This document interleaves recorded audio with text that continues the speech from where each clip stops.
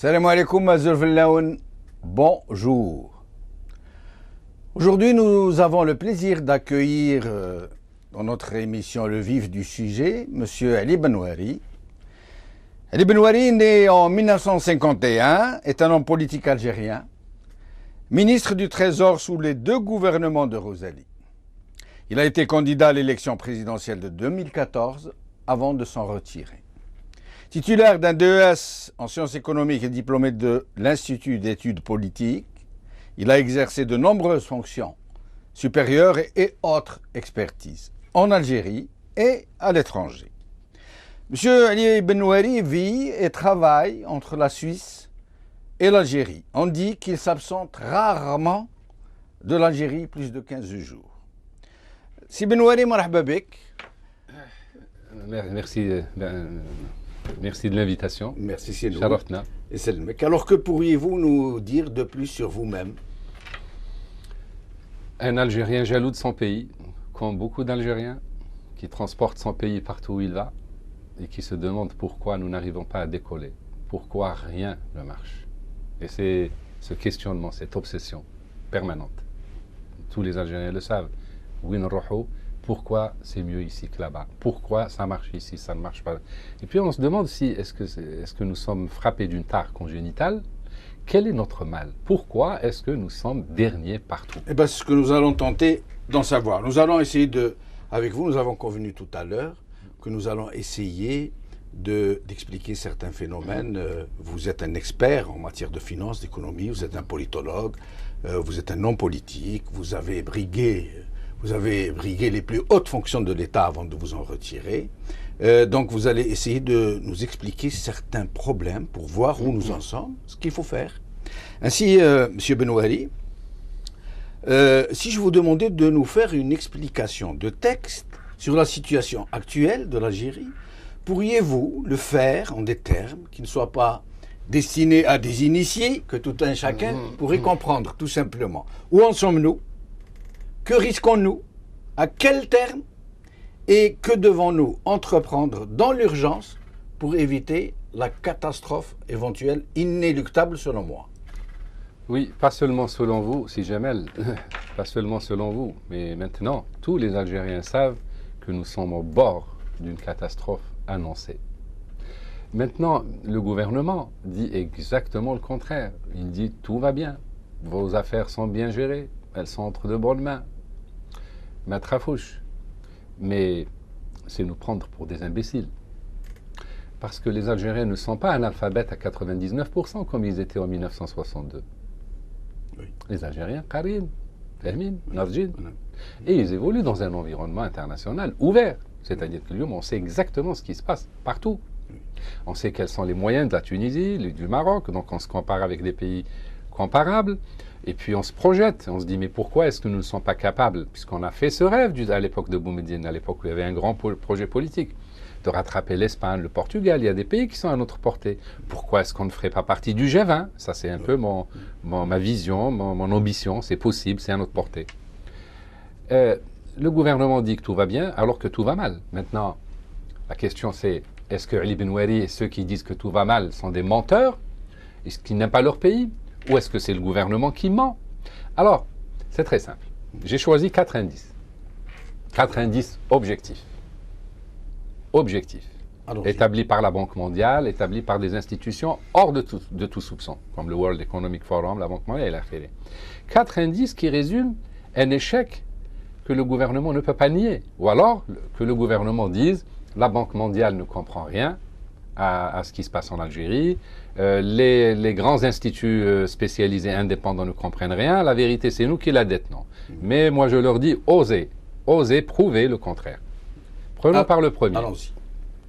Le premier, je ne l'ai pas fait exprès, c'est l'indice de corruption. Tout le monde sait qu'à l'époque de Boumediene, puisque c'est la période de référence, moi j'ai grandi j'ai commencé à travailler à l'époque de Boumediene, fait 6 ans sous Boumediene et j'ai eu des responsabilités très jeunes comme beaucoup d'Algériens et donc À l'époque, nous nous flattions de ne pas connaître la corruption. Je ne suis pas d'accord avec vous. La corruption existait non, mais dans le socialisme pour la population et pour la nomenclatura. C'était les privilèges, c'était les coopératives secrètes. Mais c'était un système qui était plutôt démocratisé, c'est-à-dire que c'était la gestion socialiste des entreprises, tout le monde avait... La révolution agraire, les trucs, le système était inefficace, mais il n'était pas injuste. Ah, exact. Alors la corruption, nous sommes 112e sur 182 pays recensés en 2011. 112e. C'est-à-dire que nous sommes l'un des pays les plus corrompus de la planète. C'est-à-dire qu'il y a à peine quelques pays qui sont plus corrompus que nous sur toute la planète. Alors que notre gouvernement nous explique que cet indice est faux, qu'il le démontre. Deuxième indice, indice de la prospérité. Mu'ashir al-Rafa'a, l'indice de la prospérité et du bien-être, qui est établi par le Legatum Institute, c'est un institut indépendant, irréprochable. Eh bien, nous sommes dernier pays au Maghreb, pour ne prendre que les pays du Maghreb. Prenons l'indice du dynamisme. Sur 61 pays... Ça, c'est le troisième critère. Troisième critère, qui est purement économique, qui résume le régime de change, la compétitivité fiscale et économique, la stabilité politique, le climat des affaires, le commerce extérieur, donc une agrégation de tous ces critères. Eh bien, sur tous ces critères, nous sommes derniers. 61 sur 61 pays classés. Quels 61 pays 61 pays parmi les pays d'Afrique, d'Asie, d'Amérique latine. Il y a 61 pays qui ont été choisis et sur les 61, nous sommes derniers. Que le gouvernement nous explique que ce n'est pas vrai. Nous sommes donc le pays le moins dynamique au regard de tous les critères que je viens d'évoquer, régime de change, compétitivité. Le World Economic Forum nous établit que nous sommes parmi les 5 derniers pays de la planète. Ce sont des critères purement économiques. Purement économiques. Oui. Parmi les pays de la planète les moins dynamiques, les moins compétitifs, il y a l'Algérie, parmi les 5 derniers pays les moins compétitifs de la planète. Et la stabilité politique, ça on le sait, le climat des affaires, le commerce. Dernier indice, j'aurais pu en prendre d'autres, il y en a au moins une vingtaine. Mais là déjà c'est assez spectaculaire. Comme c'est des indices composites, donc la plupart sont des indices composites, révélateurs. Doing Business. Alors cet indice Doing Business, c'est l'indice de la Banque mondiale. Plus irréprochable que la Banque mondiale, moi je ne vois pas. Du moins en matière de sérieux, de rigueur. De rigueur, voilà. Bien sûr. Oui. Sur 189 pays, nous sommes au rang 153. 153e sur 189 en 2012. Qu'est-ce que résume cet indice Doing Business? Eh bien, c'est tout simplement la conduite des affaires. Ça veut dire la possibilité d'investir, la possibilité de créer des entreprises, par exemple. Bien sûr, le sous-indice, à l'intérieur, il y a un sous-indice procédure de création d'entreprise. Nous sommes 164e sur 189. Nous sommes un des derniers pays de la planète où on a envie d'investir, où l'acte d'investir est efficace. Ça veut dire que nous collectionnons les records les plus sinistres en matière d'économie. Alors, comme le gouvernement est très à l'aise quand on parle politique, parce que c'est facile de jeter l'anathème.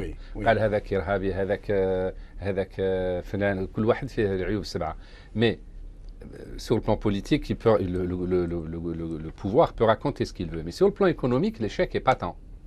Et c'est là que nous l'attendons.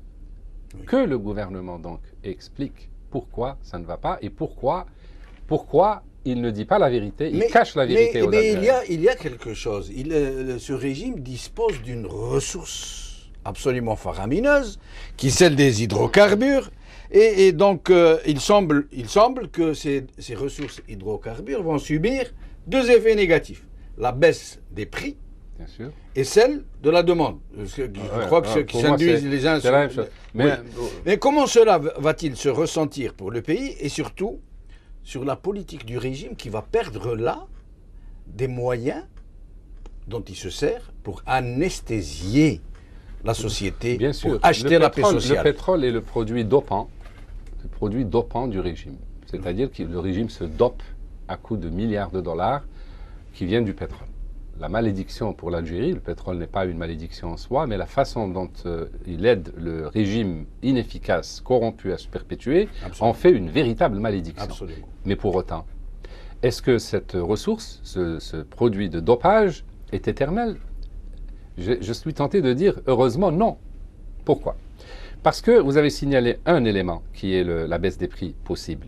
Moi, je le disais pendant ma campagne électorale, beaucoup de gens le disaient, beaucoup d'économistes avertissaient l'Algérie que le prix du pétrole ne resterait pas élevé éternellement et que probablement il risque de baisser à cause de l'exploitation du gaz de schiste par les Américains qui sont maintenant aujourd'hui exportateurs de gaz, qui sont aussi le résultat du fait que l'Irak ne produit pas à sa pleine capacité, que la Libye aussi, bref.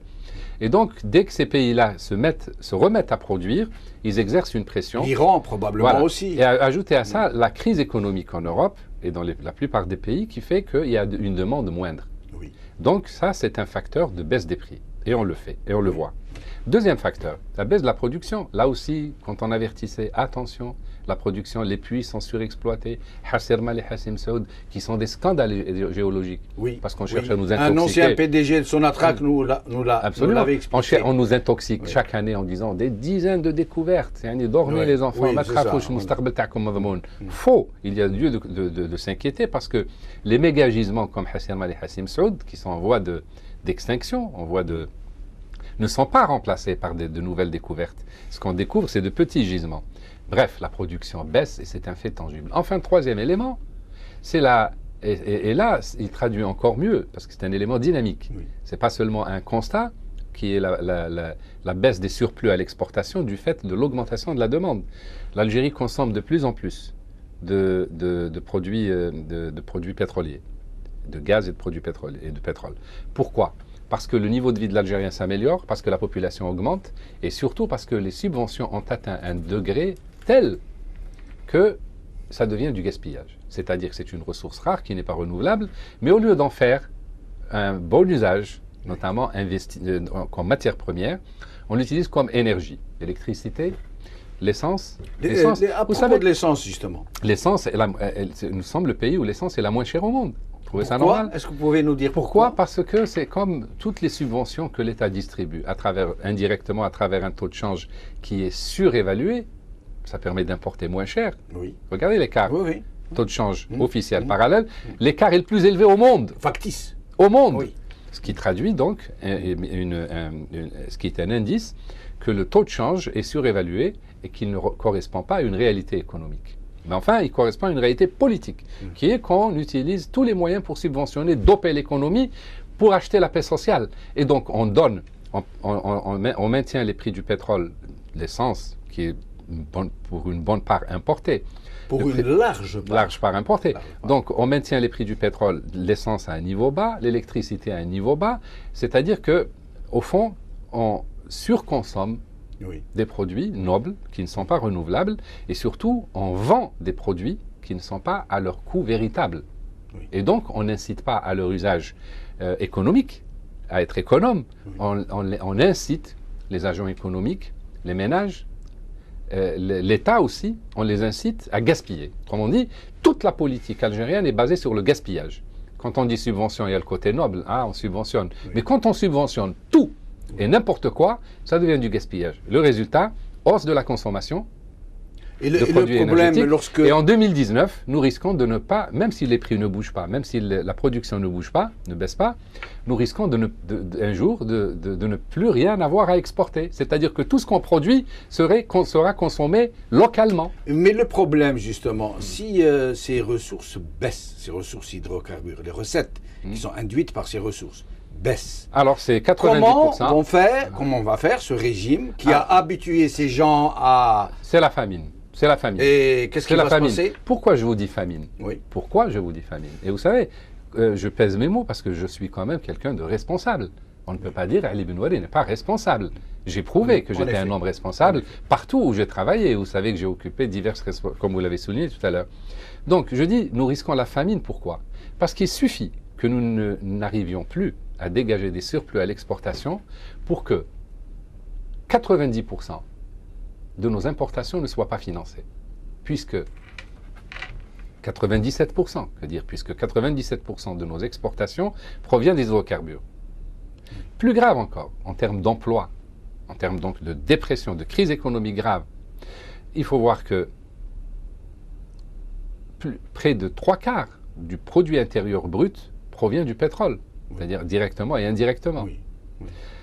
Donc 97 ou 98% du budget, des ressources budgétaires, près de 3/4 du produit intérieur brut, c'est-à-dire que le pays s'arrêterait si les exportations de pétrole devait disparaître.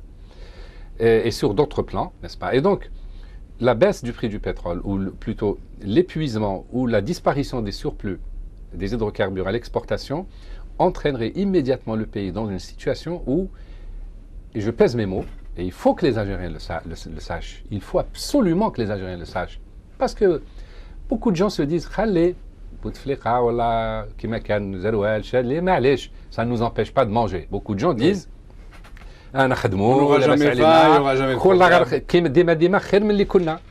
problème. L'homme politique doit avertir, doit être visionnaire. La politique, c'est l'art de prévoir. Absolument. C'est de dire INS, attention, c'est pas ça. C'est que vous risquez. Sujet, M. Benouali, Oui. un économiste très sérieux Oui.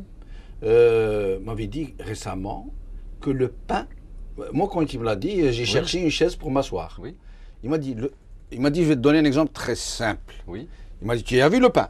Il est fabriqué en Algérie. Ouais. Je lui ai dit oui. Il m'a dit, il est importé à presque 100%. Je lui ai dit, comment ça, il est importé à 100%? Il m'a dit, la farine est importée. Bien sûr. Les fours qui le font sont importés. Bien sûr. Les équipements qui transportent les camions, les trucs, les bateaux sont importés. Bien sûr. L'énergie est produite par des moteurs importés. Eh bien, vous venez de donner une explication didactique au phénomène que je. Ce n'est pas moi, c'est un économiste qui m'a ouvert les yeux. Mais traduit en termes clairs, Oui. quand je dis que 70%, les 2/3 du produit de la richesse nationale créée viennent du pétrole, c'est Oui. exactement ça. Voilà. C'est exactement Et- ça. et- Mais maintenant, ce que je voulais vous dire, c'est que Oui. l'incidence, et c'est peut-être, puisqu'on a raté 2014, on peut penser que si la santé du président reste ce qu'elle est, qu'on va vers 2019. 2019, c'est 5 millions d'habitants de plus, c'est-à-dire l'équivalent de la Finlande, de la Norvège, du Danemark. N'oubliez jamais ça veut dire que c'est la famine. La famine, c'est-à-dire que les Algériens ne pourront plus mettre de l'essence dans leurs voitures. Oui. La quasi-totalité des voitures restera au garage. Les Algériens ne pourront plus acheter les pièces détachées pour leur véhicule. Ils ne pourront plus acheter leur pain, ni le lait pour leurs enfants. C'est-à-dire que le pays entre c'est une famine. Et rien que ce sentiment, vous m'avez posé la question tout à l'heure, pourquoi j'y vais, pourquoi j'ai été dans l'arène politique, c'est parce que j'ai une conscience aiguë de mes responsabilités. C'est tout à votre honneur. Un journal a dit non-assistance à peuple en danger. Absolument. C'est tout à votre honneur de dire ce que vous êtes en train de dire et vous ne serez jamais aussi alarmiste que vous le pensez parce que l'heure est réellement grave. Vous n'êtes pas le seul à le dire. Nous produisons moins de 5% du PIB. On dit que notre pays ne crée pas de richesse. Il ne crée pas de richesse. Et qu'il vit à plus de 90% de la rente hydrocarbures. Mais prospecter, exploiter, acheminer et vendre des hydrocarbures, n'est-ce pas une création de richesse? C'est une gestion de la rente. D'accord. C'est une gestion de la rente, c'est-à-dire qu'on investit ce qu'il faut pour que ce pétrole, qui nous coûte peut-être 3, 5, voire 7, 8 dollars en termes de coût de production, puisse être vendu à 80 ou 100 dollars. La rente, c'est la différence entre le prix auquel on vend le pétrole et son coût d'extraction. Donc c'est ça l'économie d'acheminement rentière. C'est ça la rente. Et toute l'Algérie vit de cette rente. Nous n'avons pas produit au prix du pétrole, jusqu'à 100 dollars, nous avons travaillé juste suffisamment pour l'extraire et l'acheminer, voire le transformer un peu. Et l'exploitation du gaz de schiste, si elle est menée au pas de charge comme ça se dessine, pourra-t-elle offrir une bouffée d'oxygène au régime? Et à quel prix? L'intention manifeste du régime est d'utiliser les gaz de schiste comme bouée de sauvetage. Parce que je pense que le régime sait, au fond de lui, tout ce que je viens de vous dire. Donc probablement, ils craignent pour leur avenir et l'avenir du pays. Je dis les deux parce que je pense qu'ils ne détestent pas leur pays tout de même. Et ils se disent, comment est-ce que dans ces conditions-là, de raréfaction, d'épuisement de la rente, nous allons pouvoir nous maintenir? Eh bien, ils ont pensé au gaz de schiste pour ne pas sortir de la rente. Oui. Ils ont pensé au gaz de schiste parce que, dit-on, l'Algérie a les plus grandes réserves au monde, parmi les plus grandes réserves au monde. Et partout, alors que dans tous les pays, on fait une évaluation du coût par rapport aux bénéfices escomptés, chez nous, on nous présente ça comme la panacée. C'est-à-dire que c'est bon, ça ne peut être que bon. En réalité, c'est bon pour le régime, parce que ça allonge sa durée de vie. Évidemment. Mais si on réfléchissait logiquement, on dirait il y a deux raisons pour lesquelles le peuple algérien doit interdire à tout gouvernement, quel qu'il soit, et si nous étions un pays démocratique, on ferait un référendum ou à travers le Parlement, la majorité deviendrait consciente du danger des gaz de schiste. Mais et pourquoi il y a danger? Pourquoi il y a danger? Pour deux raisons. La première, c'est que ça perpétuerait le régime rentier. Donc ça ne nous encouragerait pas. On continuerait à compter sur le pétrole. À vivre sur le bas de laine qui s'épuise. Sur le bas de laine, évidemment, avec le régime tel qu'il est. Parce que des pays comme la Norvège, qui sont des pays démocratiques, même s'ils ont la rente pétrolière, ils ont décidé qu'une bonne partie doit aller aux générations futures. Ce qui n'est pas le cas pour nous. Mais alors, pas du tout. Pas du tout. La deuxième raison, c'est que le gaz de schiste, son exploitation n'est pas fiable. Les dangers inhérents aux conditions d'exploitation font peser un risque majeur sur la seule ressource pérenne, une ressource réelle, fossile, qui est le miyah el-jawfiyya, les nappes phréatiques, les nappes albiennes, qui ont mis des milliards d'années à se constituer. Absolument. Chaque goutte qui est tombée au Sahara est allée alimenter ce stock. C'est le capital, c'est ça le vrai bas de laine. Pourquoi? Parce que les terres, beaucoup de terres sahariennes sont fertiles, on peut les cultiver. Absolument. Demain, s'il n'y a plus de pétrole, s'il n'y a rien du tout, s'il y a des guerres, s'il y a, je ne sais pas, cataclysme, sur quoi nous pouvons compter pour manger, pour survivre? Sur ces réserves d'eau. On sort l'eau, on arrose et on a de quoi manger, a de quoi survivre. Et ces nappes sont interconnectées. Oui. C'est que si on les pollue, et nos voisins sont concernés avec nous parce que les mêmes nappes se trouvent. Donc il y a un risque de destruction de nappes qui ont mis des milliards d'années. C'est-à-dire qu'après avoir détruit les ressources en pétrole et en gaz, après les avoir dissipées, gaspillées, voilà que on pense détruire également une autre ressource naturelle qui n'est pas renouvelable. Une richesse, un patrimoine, tout ce qu'on voudra, qui est très fragile et qui pourrait être ravagé. Sur le plan économique, avant de passer tout à l'heure au plan politique de notre causerie, vous, président, que feriez-vous?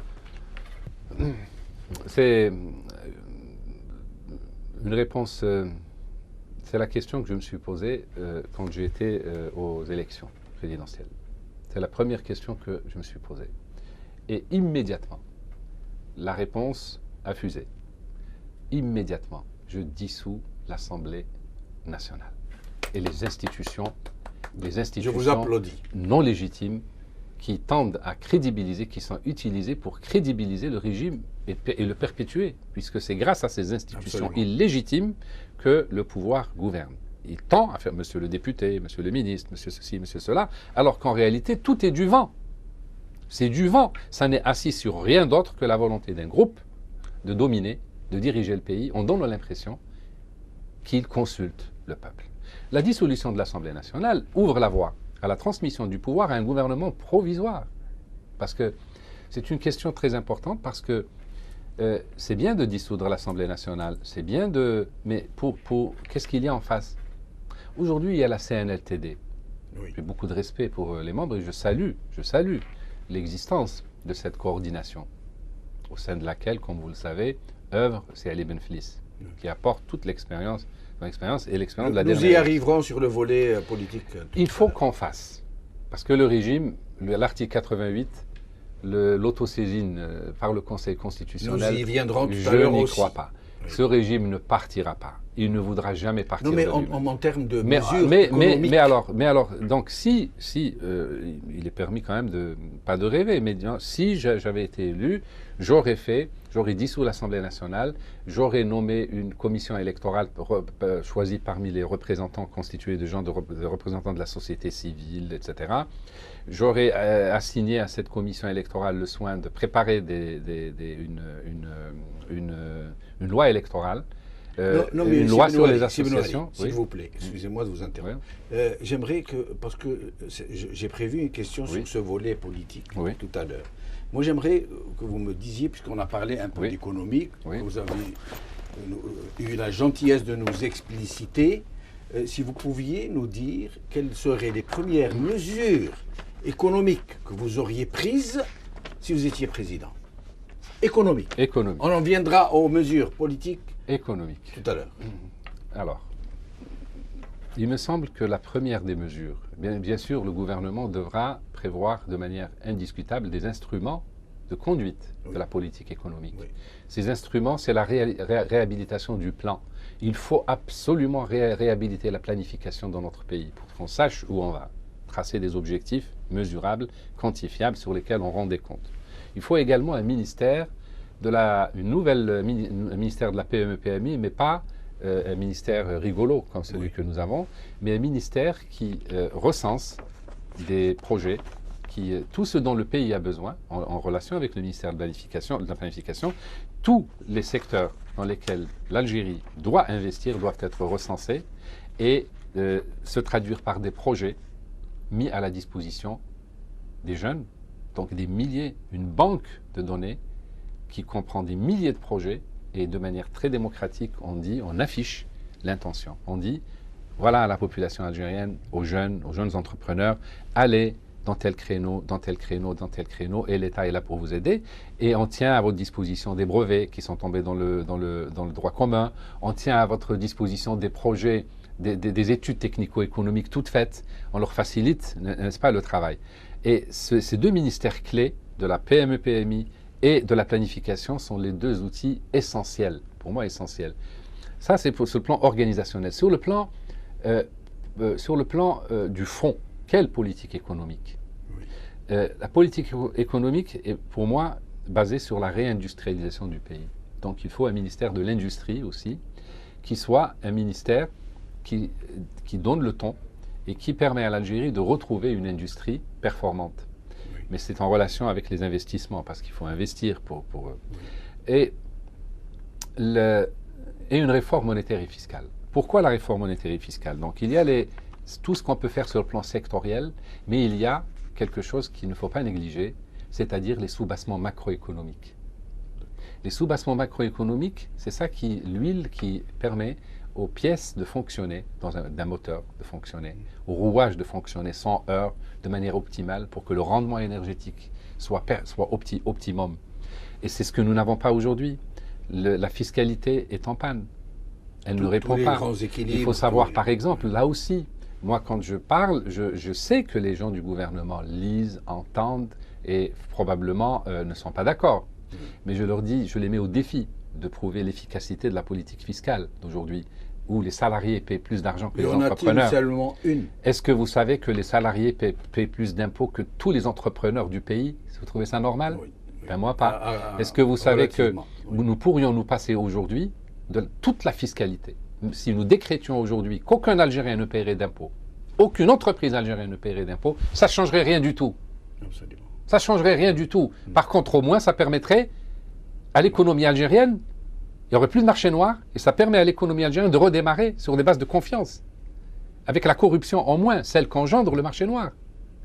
Donc ce constat est un constat qu'un homme, un économiste du moins, parce qu'il faut être un peu averti sur ce point-là, un économiste honnête ne peut pas ne pas regarder ces béances de la faillite économique du pays.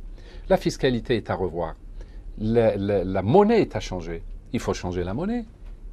Cette monnaie qui est devenue une monnaie de singe, c'est une monnaie de singe. La preuve, regardez son prix sur le taux officiel, sur le marché parallèle. Cette monnaie que tout le monde fuit, dont personne ne veut, cette monnaie qu'on thésaurise, cette monnaie qu'on...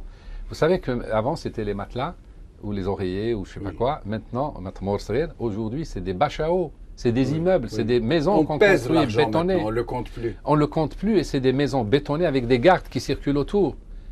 Et c'est de l'argent qui ne crée pas. Il ne va pas s'investir dans l'industrie. Il va s'investir dans l'immobilier ou dans le commerce. Donc, il ne contribue pas à développer le pays. Il ne donne pas lieu.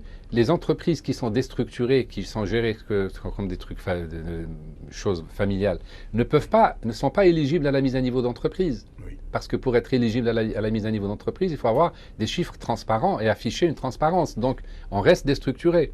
Ces entreprises ne peuvent pas donner lieu à des partenariats solides avec l'étranger. Parce qu'un partenaire étranger, quand il se présente, mais il faut discuter sur la base de transparence. Donnez-moi votre bilan. Et c'est une maladie honteuse. On ne peut pas donner le bilan. Donc, on n'entre pas en partenariat avec l'étranger pour assimiler les transferts de technologies. On n'est pas éligible à la mise à niveau d'entreprise. Et le premier point que je disais, et on n'investit pas dans les secteurs où il faut investir. Vaste catastrophe. Voilà. Et donc, réforme monétaire et fiscale, pour juste terminer ce chapitre, parce qu'il faut que ce soit un tout cohérent. Absolument. C'est de l'ordre du macroéconomique. Une monnaie solide, à même de redonner confiance dans l'État, dans les institutions du pays, aussi bien pour les agents que pour les investisseurs étrangers. Ils viendront si la monnaie est convertible. Le Liban, sous les bombes, sa monnaie était convertible. La Turquie, depuis quand la Turquie flambe? Il faut aussi que nos compatriotes le sachent. La Turquie flambe sur le plan économique le jour où Turgut Özal a décrété la réforme monétaire et fiscale, comme les Allemands dans les années 40 ou les Français dans les années 50, à la veille des 30 glorieuses. Oui. Une réforme fiscale qui accompagne la réforme monétaire. La réforme monétaire, c'est enlever de zéro. Parce que comme le franc français, le Deutschmark qui a remplacé le Reichsmark, etc., l'euro qui a remplacé les monnaies à plusieurs zéros, qui sont des stigmates de l'inflation et des totalitarismes passés. Chaque fois qu'un régime prive ses citoyens de liberté, il prive la monnaie de sa convertibilité. Il y a une relation. Et donc cette réforme monétaire et fiscale, elle est très importante parce que j'attends d'elle, oui, nous pouvons attendre d'elle qu'elle nous permette, avec les autres dispositifs à mettre en place, de créer 2 millions d'emplois, au minimum 1 million d'entreprises en 5 ans. Et ce million d'entreprises en 5 ans, c'est 2 millions d'emplois au moins. Et même si 10% des entreprises disparaissent, il restera toujours 200 000 entreprises, c'est-à-dire peut-être 20 ou 30% des entreprises actuelles. Nous allons conclure sur... financées par le marché noir. Il y a encore beaucoup à dire, j'en suis conscient, je sais que vous n'en avez dit que très peu, mais vous nous avez brillamment éclairé. Nous allons devoir observer un court intermède avant de passer à la deuxième volet de cette émission qui sera vouée donc aux questions politiques. Merci.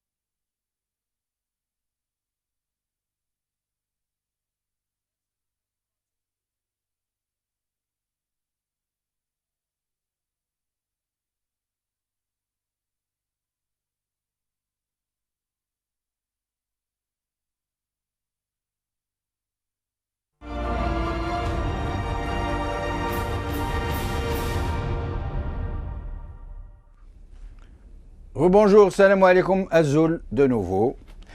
Si Ibn Wali, que pensez-vous de la façon avec laquelle M. Abdelaziz Bouteflika a été élu? Il n'a pas été élu, il a été désigné. D'accord. Ah, les mots ont de l'importance. Oui. Il y a quelque chose qui... Moi, dans ma tête, j'ai mis élu entre guillemets, très franchement. Oui, alors, voilà. J'aurais dû faire ça. Hein. Oui. Il y avait quelque chose d'intéressant que nous attendions tous avec impatience. C'est le livre blanc promis par Sir Ali Ben Fliss qui était annoncé comme étant le document ou l'élément qui allait documenter la fraude. Parce qu'il n'a pas eu le temps de le faire vu les circonstances, puisque l'appareil d'État est contrôlé par le pouvoir, le régime, tout. Il était très difficile, le lendemain de l'élection, de produire des preuves. Eh bien, les preuves aujourd'hui existent qui montrent que le régime a utilisé tous les moyens frauduleux pour que l'élection soit détournée de son but, qui était d'élire le meilleur des représentants, des candidats, mais d'élire, de prolonger la survie du régime à travers son président actuel. Donc ce livre blanc existe, il contient des preuves, et on ne doit pas faire comme si ce livre blanc n'existe pas. Et au passage, à ceux qui disent que c'est Ali Benflis, qui me reproche aussi de l'avoir soutenu, et qui reproche à Ali Benflis de ne pas avoir boycotté. Parce que beaucoup de gens disent « Wesh da, chafé ». Mais enfin, soyons sérieux. Soyons sérieux. En 99, tout le monde s'est retiré, ça n'a pas empêché Bouteflika de passer haut la main, et puis en disant, tant pis pour eux, les absents ont toujours tort. En tout cas, moi j'ai été élu. Mais là non plus, ça n'a rien changé, qui a changé. Sauf que ça a crédibilisé le régime. Non, ça le fait que des gens soient marchés dans cette combine, ça a donné de la crédibilité à ces élections. Pas du tout. Qui n'ont été qu'une grosse farce. Pourquoi? Parce que ça a crédibilisé quoi?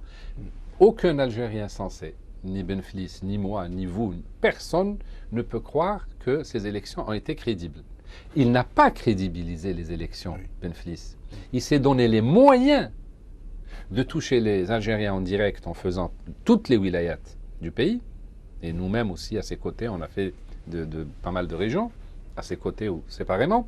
Ça a permis de développer son discours. Il fait Yirkshab. Ça a permis donc de faire passer son message. Je suis au regret de vous dire que je ne suis pas d'accord avec vous. Et j'ai pas fini.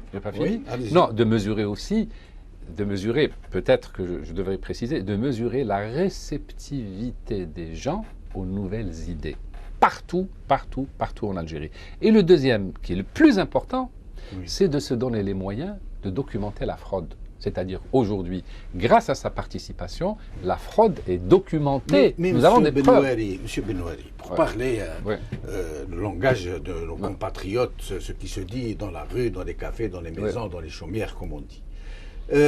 Monsieur Benflis savait pertinemment, comme vous-même, comme moi-même, comme tout le monde, que Monsieur Bouteflika est un grand invalide, qu'il a perdu toutes ses capacités mentales. Pas quelques-unes, pas une partie. Il n'est pas capable de réciter la table de multiplication de 2. Et il n'a pas fait sa campagne électorale. Et Monsieur Benflis, entre autres, a marché dans cette farce. Mais c'est une farce. Oui, c'est une farce. Mais elle est, comme on dit, c'est une farce. Mais Benflis n'a pas crédibilisé cette farce en participant. Il s'est donné les moyens d'adresser un message partout en Algérie et de mesurer la réceptivité des gens, parce qu'on apprend. Quand on va à des élections, on développe un discours, mais on écoute, on entend ce que disent les gens. Et on a entendu, moi personnellement, j'ai entendu énormément d'accents de sincérité. Imaginez, à Oran, on sort des meetings, Benflis vient de donner son meeting.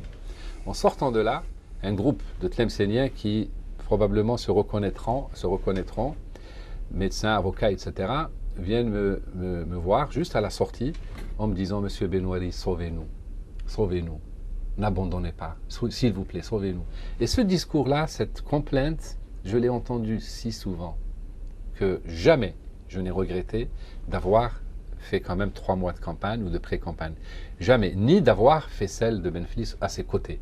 Pourquoi? Parce que je sais maintenant que des profondeurs du pays, des millions d'Algériens aspirent au changement, malgré ce qu'on leur fait dire, malgré l'impression que le pouvoir cherche à donner de la satisfaction supposée des Algériens. Nous savons maintenant, parce que nous avons été sur le terrain et partout, qu'il y a une attente énorme, mais aussi beaucoup d'espoir. Parce que les gens qu'on a rencontrés, et pas de désespoir. Moi, j'ai l'impression qu'il y a surtout de l'anesthésie générale, un coma profond, que personne ne se rend compte. Qu'est-ce que ça change? La preuve, nous avons un président, c'est unique dans les annales politiques. Un président, d'ailleurs, venons-y plutôt. Vous savez que le Conseil constitutionnel, le président du Conseil constitutionnel, M. Meddelsi, a été désigné quelques jours après l'AVC du président. Parce que dans la Constitution, il est prévu. D'ailleurs, je vais vous laisser vous-même, politologue, nous expliquer le processus. Que prévoit l'article 88? L'article 88 prévoit qu'en cas d'empêchement, pour maladie grave par exemple, comme c'est le cas, le Conseil constitutionnel s'auto-saisit, constate la carence. L'a fait constater par une commission de professeurs. L'a fait constater, absolument. se donne donc les moyens de vérifier si le président peut poursuivre sa mission ou pas. Et ensuite, une fois la carence constatée, un premier délai de 45 jours, non, au bout duquel... c'est le Conseil, à ce moment-là, le Conseil, les chambres réunies, le Parlement avec ces deux chambres, qui décident d'élire, de désigner, pendant une période de 45 jours, le président du Sénat comme intérimaire chargé. Non, je crois qu'il faut constater l'état de carence du président. On lui laisse 45 jours pour voir s'il se rétablit. Mais en attendant... Au bout duquel délai, la procédure d'empêchement est mise en branle. On désigne le président du Parlement pour assurer l'intérim, préparer les élections, etc. Mais aujourd'hui, il n'y a pas un Algérien qui ne constate pas l'état de santé du président, au point où ils nous le montrent eux-mêmes. Au point où on ne nous le montre pas en gros plan, parce que, paraît-il, il ne parvient même plus à retenir sa salivation. C'est une honte. Ce qui se passe, nous sommes devenus la risée du monde entier. Moi, je le vois, je le mesure. Quand on me parle de notre président ou du pays, les gens se moquent. En fait, ils nous plaignent, mais en même temps, ils ne comprennent pas. Ils ne comprennent pas que nous puissions être aussi passifs. Que nous soyons aussi passifs. Est-ce que le cas de cette carence du Conseil constitutionnel est un cas de forfaiture? C'est un cas de forfaiture, affirmatif, mais absolument. Le Conseil constitutionnel, à sa tête, M. Mourad Medelsi, est responsable devant l'histoire, parce que c'est un cas de forfaiture. C'est-à-dire un cas où, par sa volonté, ou par sa faute, il conduit toutes les institutions du pays à un état de crise, une crise institutionnelle grave, c'est-à-dire une impasse. Une impasse. C'est-à-dire qu'un homme, parce qu'il ne fait pas son travail, parce qu'il n'assume pas ses responsabilités constitutionnelles, empêche ou prolonge l'agonie d'un pays. Et est-ce qu'il y a un recours légal pour actionner la justice contre Medelsi, contre le Conseil constitutionnel? Hélas non, puisque nous sommes devant un cas flagrant de violation de la Constitution. Absolument. Une Constitution pourtant taillée sur mesure. Mais qu'ils ont violé. Même la Constitution qu'on s'est faite pour soi-même, qu'on a taillée. On la viole allègrement. On la viole. On la viole, c'est-à-dire qu'au fond, on ne laisse pas le choix aux gens. Donc on n'a plus rien à faire que d'assister comme ça, à ne rien faire, laisser des gens signer des décrets au nom du président qui ne signaient pas. Très sincèrement, là vous touchez à un point extrêmement sensible. J'appréhendais presque d'aborder ce point, mais dans n'importe quel pays, si vous me posez la question sur la France ou la Suisse ou n'importe quel pays normal, je vous dirais que les gens descendraient immédiatement dans la rue. Devant un cas semblable, les gens descendent dans la rue. Mais imaginez que moi ou Benflis ou n'importe qui demande aux gens de descendre dans la rue et de paralyser le pays par une grève générale. Vous passeriez pour des gens qui veulent syrianiser le pays, libyaniser le pays. Qui veulent appeler l'OTAN à bombarder le pays. Voilà, appeler l'OTAN, etc. Et c'est une honte que le gouvernement, avec ses relais médiatiques, avec tous ses affidés, et utiliser cette ficelle trop grosse, mais quand même, il y a beaucoup de gens qui pleurent quand ils voient ce qui se passe en Syrie et en Irak. Ils sont tellement tristes et affligés de ce qui se passe qu'ils se disent et c'est une honte qu'un régime, pour survivre, on arrive à utiliser de tels procédés. Et pourtant, le recours à la rue, il est même, regardez, la grève d'Air France, personne ne dit les pilotes français n'ont pas le droit de faire grève parce que ça paralyse le pays ou l'économie. C'est un droit constitutionnel. Le droit de manifester est un droit constitutionnel. À propos de Benflis, il a déclaré, lors de la présentation de son livre blanc, il a fait une déclaration publique fracassante qui n'a pratiquement pas été relevée à sa juste mesure, à sa juste ampleur. Il a dit « Le poste de président de la République est vacant ». Disons cela, c'est un homme public. C'est un homme qui a exercé les plus hautes fonctions au niveau de l'État comme au niveau du FLN, qui est le parti du régime. Disons cela, il dit implicitement, et même explicitement, il est en train de dire que tous les décrets qui ont été signés n'ont pas été signés par le président, que toutes les nominations n'ont pas été faites par lui et que toutes les attributions qu'on lui attribue ne sont pas de lui. Et voilà pourquoi je parlais de forfaiture s'agissant du président du Conseil constitutionnel. Parce que qui entraîne le pays dans cette voie de l'infamie, de l'illégitimité dans le moindre de ses actes? C'est le fait que le Conseil constitutionnel ne puisse pas constater cette vacance du pouvoir, bien entendu. Oui. Je ne peux que m'indigner, comme vous. Alors, des voix s'élèvent ici et là depuis quelque temps, depuis que la crise s'accentue, depuis qu'elle s'épaissit, pour appeler l'armée à intervenir dans cet imbroglio, dans cette histoire à dormir debout, où une chatte ne retrouverait pas ses petits. Alors, est-ce que l'armée n'est-elle pas elle-même au cœur du régime? Est-ce que le noyau central du régime n'est pas composé d'une soixantaine de généraux et d'un civil, le frère du président en l'occurrence, pour lui demander d'intervenir? Qui va intervenir? Je n'en sais rien. Moi, j'observe simplement que je ne sais pas comment fonctionne l'armée. Très sincèrement, ce n'est pas ma tasse de thé, je ne sais pas. J'avoue que je ne sais pas. Mais j'observe que sur le plan du principe, en appeler à l'armée pour se mêler de questions politiques ne me paraît pas normal, ne me paraît pas sain non plus. Oui. Parce qu'une fois que vous avez fait intervenir l'armée, qui va vous garantir que l'armée retournera dans ses casernes? Absolument. Nous avons hélas vécu le coup d'État de l'indépendance. Il y avait déjà le président actuel à l'origine de ce coup d'État. Oui. Vous voyez, un demi-siècle. Oui. Nous payons depuis un demi-siècle. Absolument. Le pays est totalement détruit, ravagé. Nous risquons la famine parce qu'un jour, nous avons laissé l'armée se mêler de politique. Ensuite, il y a eu tous les autres jusqu'à aujourd'hui. Donc l'armée n'a jamais ramené Medjebtena Ghad el-Bla. J'ai la faiblesse de penser que tout ce qu'on peut espérer, c'est que l'armée ne fasse pas la police politique. Qu'ils arrêtent leur besogne de police politique. Très bien. Alors, il nous reste 5 minutes. Je voudrais que vous nous consacriez 1 minute à nous expliquer très très simplement ce que sont les réserves du pays, puis 4 minutes restantes à nous dire, si vous étiez président, ce que vous entreprendriez pour sortir ce pays de l'ornière où il se trouve en ce moment. Nous avons à peu près 200 milliards de réserves. Vous observerez que ces 200 milliards, ça fait 3 ans qu'on est toujours à 200 milliards. Comme si ces réserves ne généraient pas d'intérêt. Première faiblesse, ces réserves sont mal utilisées. Et d'ailleurs, peut-être placées dans un truc sans risque, qui ne génère pas d'intérêt.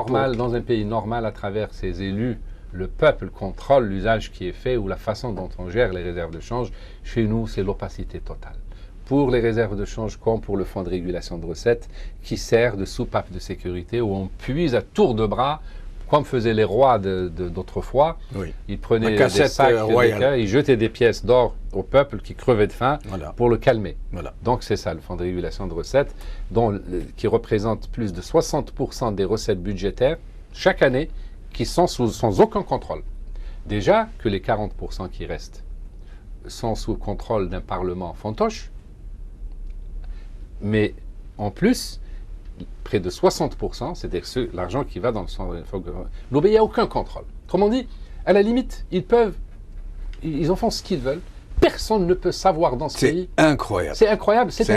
C'est un cas, je ne dirais pas unique au monde, mais ça montre, et ça devrait interpeller nos concitoyens, ceux qui doutent des vertus de la démocratie. Oui. La démocratie a peut-être des défauts, mais rien ne remplace la démocratie. Parce que la démocratie, c'est le contrôle populaire, surtout, notamment sur les réserves de change.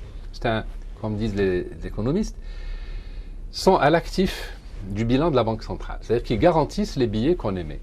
Oui. On émet des billets, donc on donne et ces billets qu'on émet, leur contrepartie, c'est les réserves de change, or et devises, et les crédits à l'économie et les crédits à l'État. D'accord. Plus le pays est sage, a une sage gouvernance, et plus les réserves de change sont importantes. Cas de la Suisse. cas du Liban, malgré tout. Donc, les gens font attention à bien gérer les réserves de change dans leur composante or et dans leur composante devise. L'or, on va en parler, les devises, on veille à ce qu'ils soient utilisés de manière à ce qu'ils soient secure, safe, donc à ce qu'ils soient gérés de manière sécurisée, placés dans des actifs sûrs, à ce qu'ils produisent un bon rendement et qu'ils soient liquides à tout moment parce que c'est des mois d'importation. Si le pays connaît une disette, il faut qu'on retrouve cet argent tout de suite. Tel ou tel actif. Ces trois critères ont toujours été respectés en Algérie, mais aujourd'hui que nous avons atteint non pas 3 mois d'importation, on a tiré difficilement 3 mois, mais aujourd'hui on est à des années d'importation. Mais comme les importations augmentent, du coup, la capacité, le pouvoir d'achat ou la traduction économique de ces réserves est en train de baisser. Et ça ne produit pas, parce qu'ils sont investis en bons du Trésor américain depuis les événements du Golfe que vous connaissez. Le dollar est devenu une monnaie refuge. Et les bons du Trésor, depuis la crise de 2008, sont devenus un peu plus secure, un peu plus moins risqués que les actions. Mais de là en faire un dogme, c'est très grave. Il ne faut pas en faire un dogme, il faut qu'il y ait un débat pour savoir si une partie, par exemple, de ces réserves de change ne mérite pas d'être investie dans un fonds émergent. Savez-vous, par exemple, qu'avec ces réserves de change, nous pourrions investir utilement et profitablement en achetant Volvo s'est vendu à 2,5 milliards de dollars. On aurait eu Volvo avec tout son noyau de recherche et d'ingénierie en Algérie. On formerait des gens. On peut acheter Peugeot. Il y a beaucoup de compagnies automobiles qu'on peut acheter pour moins de 10 milliards de dollars, moins de 5 milliards de dollars. La même chose pour beaucoup d'industries. On peut favoriser le transfert de technologie en investissant doublement une partie de nos réserves de change, mais qui permettent à la fois de ramener des dividendes et de servir de transfert de technologie. L'or, c'est 173,6 tonnes. Ils ont été achetés à l'époque où l'Algérie était gouvernée par des hommes sages. Je cite Cécile Moustapha qui a été mis à la retraite à la fleur de l'âge, qui est pour moi le plus grand financier que l'Algérie ait jamais connu, et qui me disait que, puisque la question qu'on lui posait, il a fait 11 ministres des Finances, il a fait la culture de 11 ministres des Finances, et très vite, il a dit Qaïd Ahmed. Pourquoi Qaïd Ahmed? Pourquoi est-ce que Qaïd Ahmed n'est pas un financier? Parce que Qaïd Ahmed, chaque fois qu'on avait une décision importante à prendre, notamment acheter l'or, c'était sous Srel Moustapha qu'on a accumulé ces réserves d'or. Et on les a trouvées. Sans ces réserves d'or, on aurait été en faillite en 90-91. On les a swappées. Et c'est moi qui avais appris, à l'époque où j'étais membre expert au Comité national de la dette sous Melbah, j'ai appris aux Algériens, à mes compatriotes, puisque j'étais rentré pour aider le pays, ce que je sais faire, en cas de difficulté, on swap l'or, on vend au comptant, on l'achète à terme, etc. Eh bien, cet or, donc, il a été acheté dans les... Alors, pour revenir à Qaïd Ahmed, parce que c'est le seul qui signe une décision qu'on lui prépare, je peux y aller. Oui, signe. Et donc, il déléguait, il faisait confiance à une équipe d'Algériens compétents et qui méritait la confiance qu'on plaçait en eux. Et ces 173 tonnes, aujourd'hui, sont en péril, puisque je crois avoir perçu dans votre question cet aspect-là. Les réserves d'or algériennes, comme allemandes, suisses, françaises, qui sont entreposées à Fort Knox aux États-Unis, sont en péril, puisque les Américains n'ont plus cet or. Oui, pour ne pas que l'or monte beaucoup, parce que du fait des achats chinois, ils ont été obligés de vendre d'abord leur or et ensuite l'or des autres, qui ne leur appartient pas, pour empêcher que l'or ne monte et que le dollar fasse faillite, pour empêcher que l'or ne devienne une alternative au dollar. De catastrophe en catastrophe. C'est Benouari, merci. Merci pour cet éclairage. Merci. Vous vouliez... Oui, je voulais ajouter une chose à propos des institutions provisoires et de transition. Nous avons la chance aujourd'hui, puisque... En très peu de temps. J'ai perçu une angoisse dans votre question. Si le Conseil constitutionnel ne s'auto-saisit pas, qu'est-ce qu'on fait? Je vous ai dit, descendre dans la rue, c'est peut-être pas le bon moment, parce que ça peut donner lieu à des manipulations et ça peut dériver vers une violence aux conséquences non maîtrisables. Et puis il y a une autre possibilité, c'est de laisser le régime couler l'économie s'effondrer. Ce n'est pas souhaitable. Non plus. Mais il y a ce que nous, en politique, nous devons faire, prendre nos responsabilités, c'est offrir le badil, offrir une alternative. C'est-à-dire que si le pouvoir venait à tomber des mains de ceux qui l'exercent aujourd'hui, qui le prendrait? Et au lieu de former un conseil de transition comme en Syrie et ailleurs à la hâte, composite, dicté par des puissances étrangères, il vaut mieux, et c'est ce que nous faisons avec bonheur, la Commission nationale des libertés et de transition démocratique. C'est donc l'opposition qui aujourd'hui s'organise et qui se prépare à une alternative éventuelle. Mais comme institution de transition, comme conseil ou gouvernement de transition. Ce que nous espérons parce que le régime a fait le désert politique autour de lui pour ne pas laisser justement, éventuellement, toute contestation politique s'agglomérer autour d'une initiative. Et si nous arrivons à le faire, nous pourrons dire que l'Algérie, par notre sagesse, par notre intelligence, eh bien, nous avons su faire la transition de manière autonome et pacifique. Si Benoît, merci infiniment. Merci beaucoup pour ces éclairages, pour ces explications. Tout le plaisir était pour moi. Le vif du sujet d'aujourd'hui est terminé. Merci de l'avoir suivi. À la prochaine. Salam alaikum. Azul.